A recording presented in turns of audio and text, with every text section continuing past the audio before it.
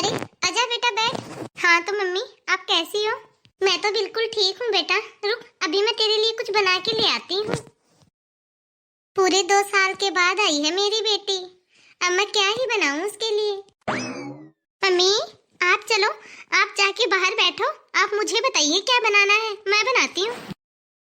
अरे मम्मी क्या हो गया, आप कुछ बोल क्यों नहीं रही? अरे बेटा मैं वो सोच रही थी कि घर में आलू पड़े हैं तो आलू के पराठे बना दूं क्या तेरे लिए?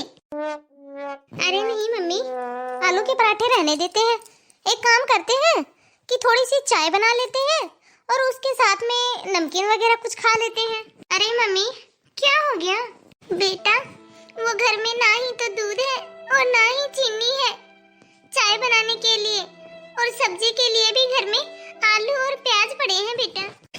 अब मैं क्या ही बताऊं बेटा तुझे, घर में ना ही तो कोई बिस्किट है और ना ही नमकीन है। अब मैं तुझे क्या ही बताऊं बेटा, तेरी भाभी जो है वो नमकीन, बिस्किट, घी, चाय, चीनी सब कुछ लॉकर के अंदर रख के ताला लगा के जाती है। अब क्या बताऊं बेटा, ये प्याज, आलू, टमाटर और आटा रख के गई है और बोल के गई है कि रोटी सब्जी बना लेना और खा लेना। मम्मी लेकिन आप भैया की ये सब हरकतें बर्दाश्त कर ही क्यों रही हो? और मम्मी क्या भैया को पता है कि भाभी ये सब सामान लॉकर के अंदर लॉक करके जाती है? उसका तो मुझे नहीं पता बेटा कि तेरे भैया को लॉक के बारे में पता है या नहीं है, लेकिन आटा, आलू, टमाटर, प्याज ये सब तो तेरे भैया ही रख के गए हैं। लेकिन मम्मी आप ये सब बर्दाश्त क्यों कर रहे हो? आपको तो किसी की जरूरत ही नहीं है। आपके लिए तो पापा की पेंशन ही बहुत है, पेंशन जो आती है पापा की। आपके पास तो पैसे होते हैं ना, आप खुद क्यों नहीं ले आते सामान? मम्मी अब क्या बताऊं बेटा, पेंशन के पैसे भी तुम्हारे भैया और भाभी ले लेते हैं। मेरे हाथ में तो एक पैसा तक नहीं देते हैं। काजल ही रखती है घर का सारा हिसाब किताब। तेरा भाई भी उसी के हाथ में दे देता है सारे पैसे।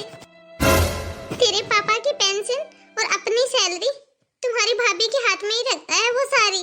अब काजल ही घर का देखती है, वो ही करती है सब कुछ। मम्मी आपके साथ ये सब हो रहा है, घर के अंदर आपके साथ इतना कुछ हो रहा है और आपने मुझे एक बार बताना भी जरूरी नहीं समझा? हाँ मम्मी मैं मानती हूँ कि इतने दिनों तक मैं यहाँ घर पे नहीं आई थी, मैं यहाँ से नाराज होके गई थी, लेकिन आप अपने मन की बात तो मुझे बता सकते थे मम्मी, आपका मन हल्का हो जाता। आपने तो मुझे कुछ भी नहीं बताया, आप मुझे कुछ तो बताते मम्मी। अरे बेटा 2 मिनट के लिए चुप हो जा, तेरी भाभी का फोन आ रहा है।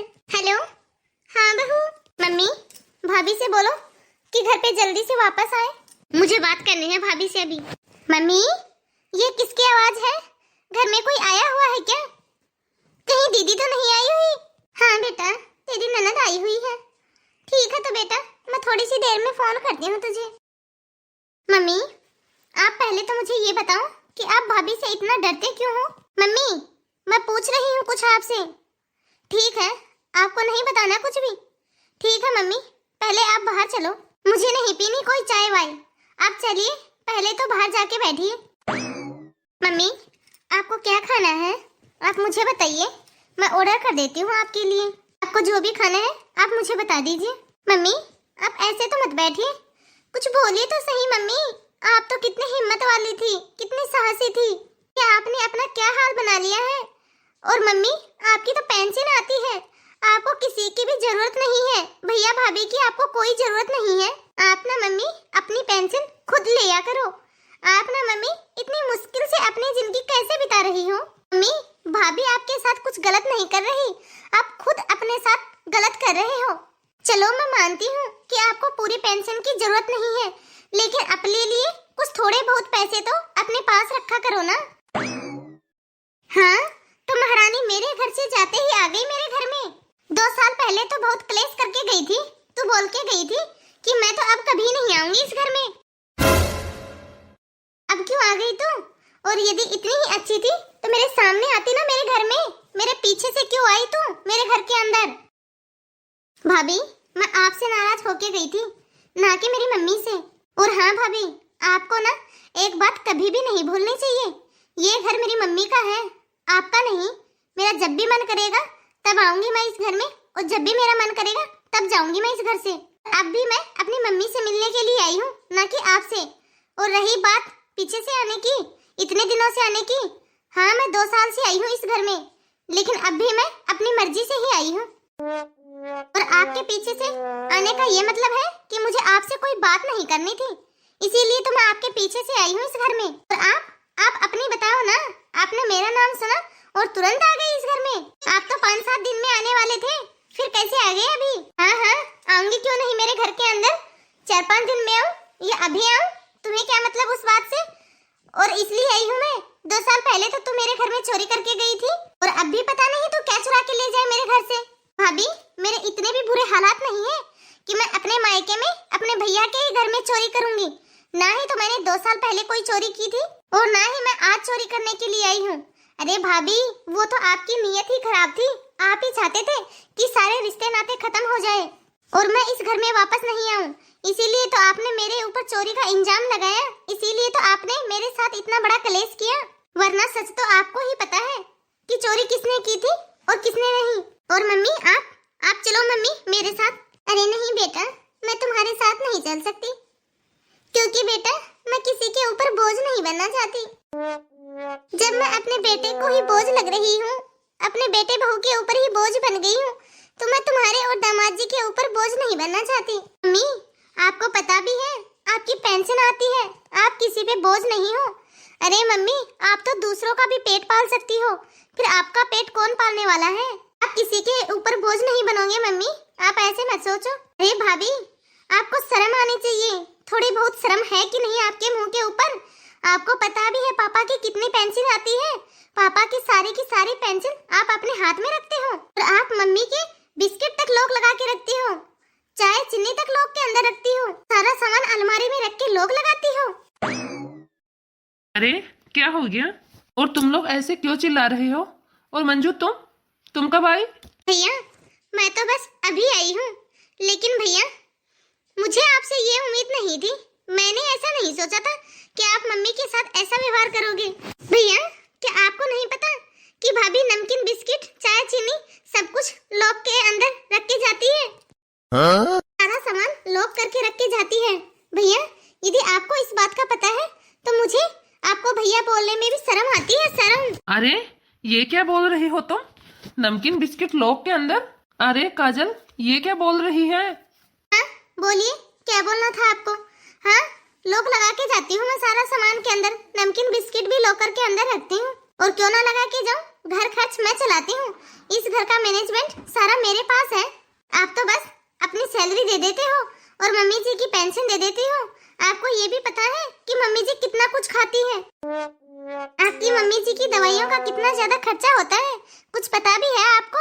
ये सब मैं मैनेज करती हूँ, मुझे पता है ये सब। और रही बात बिस्किट नमकीन की, वो तो मैं लॉकर के अंदर इसलिए रखती हूँ क्योंकि बाहर रहेंगे तो वो तो खत्म हो जाएंगे। अभी मान लो अचानक से घर में कोई आ जाए, फिर कहाँ से आएंगे?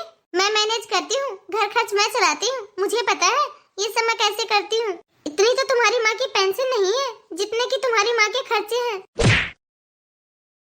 अरे तुम्हारी इतनी हिम्मत, तुम घर खर्च चलाती हो, इसका मतलब ये नहीं है कि तुम मम्मी से नमकीन, बिस्किट, चाय, चीनी सारा सामान लॉकर के अंदर लॉक करके रखोगी?